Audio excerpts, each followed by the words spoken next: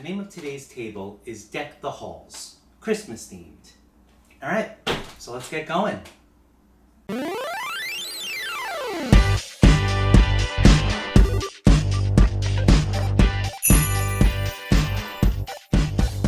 Ah, the holiday season. Lots of green and red.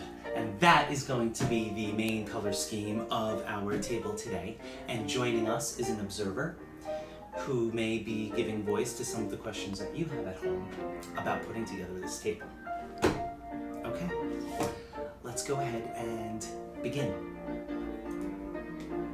'Tis the season to set a table.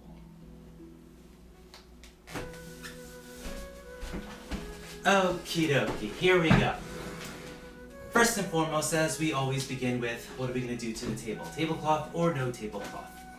And I will one of these episodes give you a tablecloth table, I swear it. But today we're going to go again with no tablecloth at all. I'm going to use a beautiful brown of this background.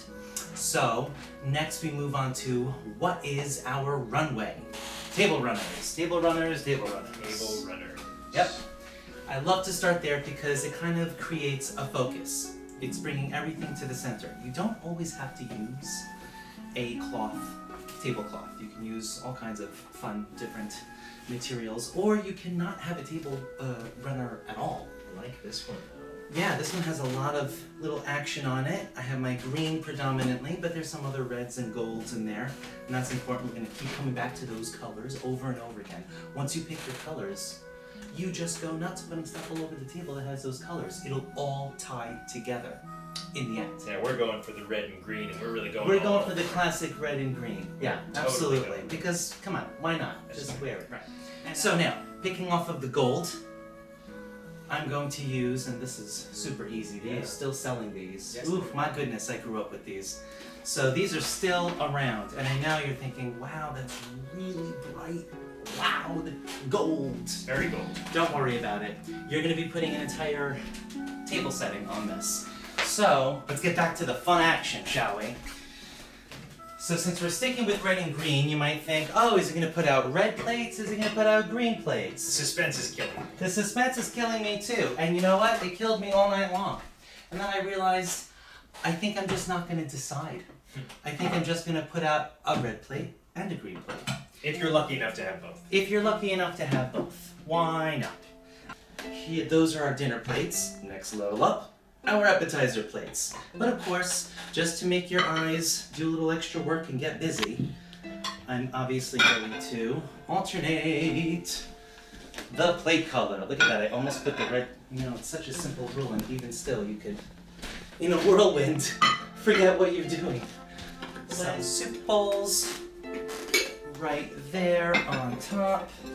So, soup or salad bowls, depends on what you're throwing out there first. Then you remove those when you're done. You have your appetizer dishes right below it, but you're still keeping a good look.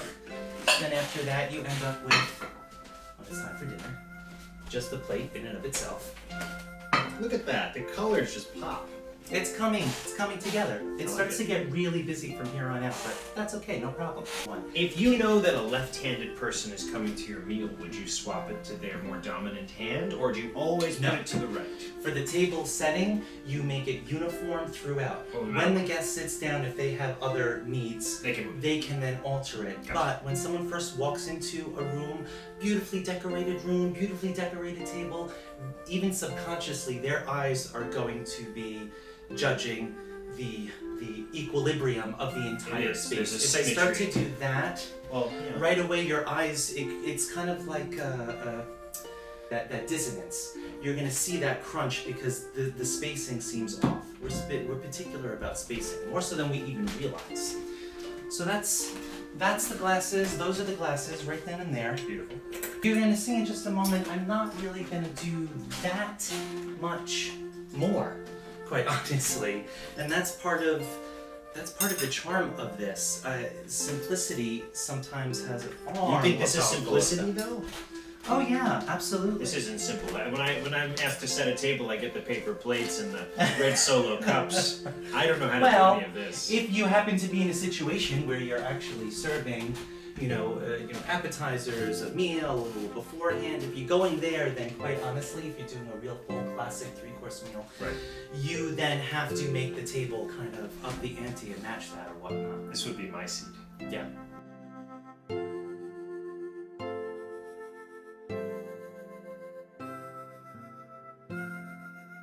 I'm throwing out the after dinner coffee or tea cups, and of course I'm mirroring the glass setting. The handle out, going out to the left the entire time. Again, your guests will go and change what they need to change, but I have to keep the equilibrium going on for the first initial visual effect. And it is a visual effect. Yes. I found these completely adorable Christmas Those are tree so napkin cute. holders. That's adorable. So for some reason, and I don't know why, whenever I go out to a place and I always love looking at the napkin holders. We have become so inventive with different ways to wrap a cloth napkin. And you'd be surprised at how much. By the way, right in the middle, finger, push, that's it. No fuss, no muss. Don't go crazy.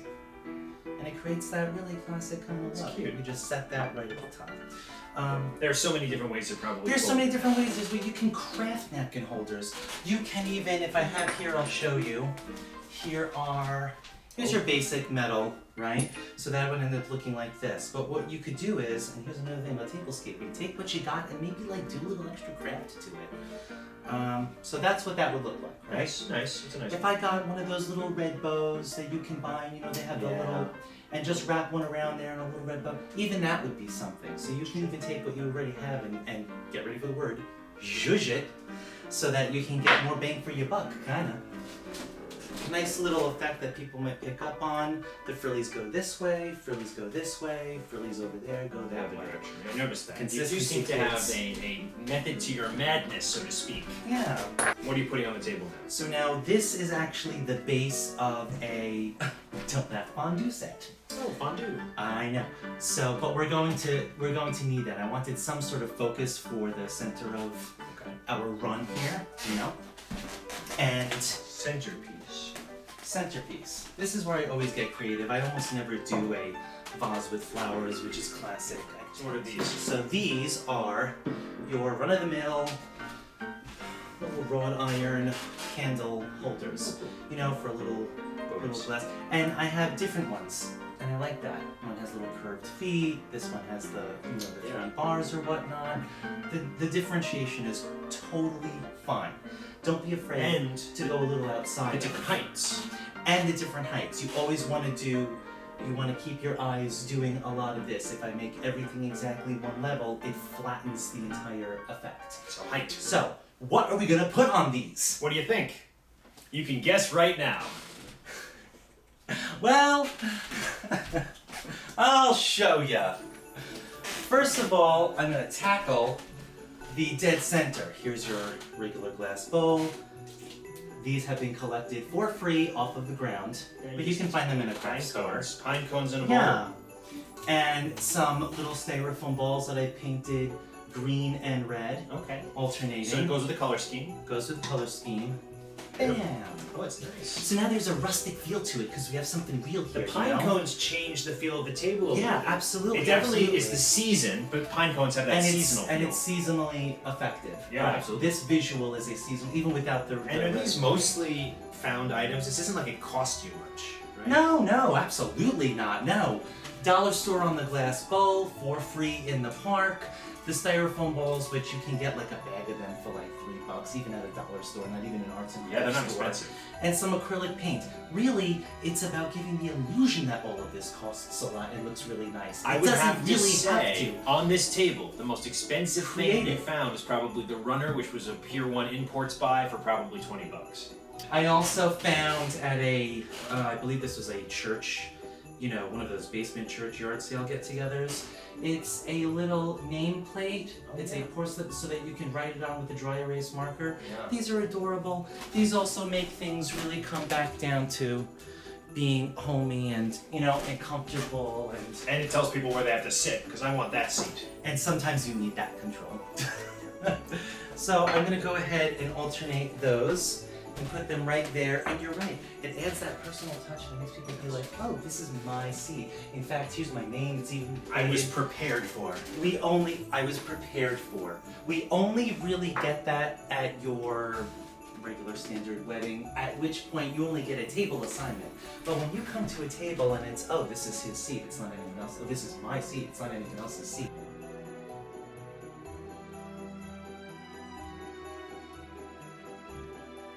And the last little bit, I went ahead and bought, and again, I believe a dollar store, which is amazing. These oversized Christmas color. Aren't these great? All different designs too. That says Christmas can to be me. different. Absolutely. And you're keeping the glitter, which is here in the runner, and the glitter from the gold, base mats. Yeah, of course. I put a little glitter on the little styrofoam balls. They're so lightweight. Are these fragile? Yeah, they are. So you can't be throwing them around per se, but I mean, nonetheless, they absolutely work. You also have to think ahead. At some point, if you're not serving the food, this should be cleared for whatever the rest of the night brings you or whatnot. So also make sure you do not overstock your runway with too many items, because you want it to be as smooth a transition as possible in removing this for the rest of the evening that ends up happening after the initial presentation.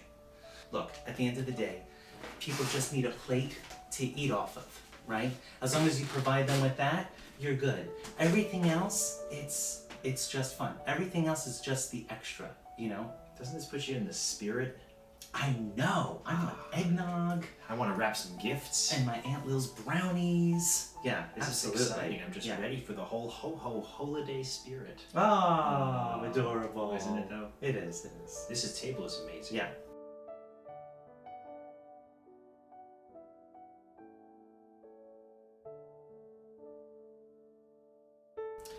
So here's a tip. You're gonna have more fun making sure that the decorations you use in the center are the kinds of things that you do not traditionally put on a dining room table. Now, this doesn't mean I'm saying put in items that are not safe to be at a table, mind you, but in this case, ornaments that might hang outside or on a Christmas tree seem to fit in on a table where people will eat. You'd be surprised. And you can't get this wrong. Try it out, stand back, ask someone's opinion.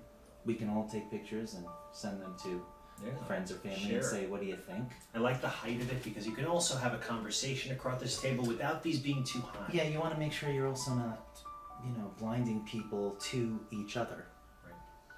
Unless, of course, some family members that need something in the way as a barricade. Well, hopefully the eggnog helps with that, so that's the goal. Yeah.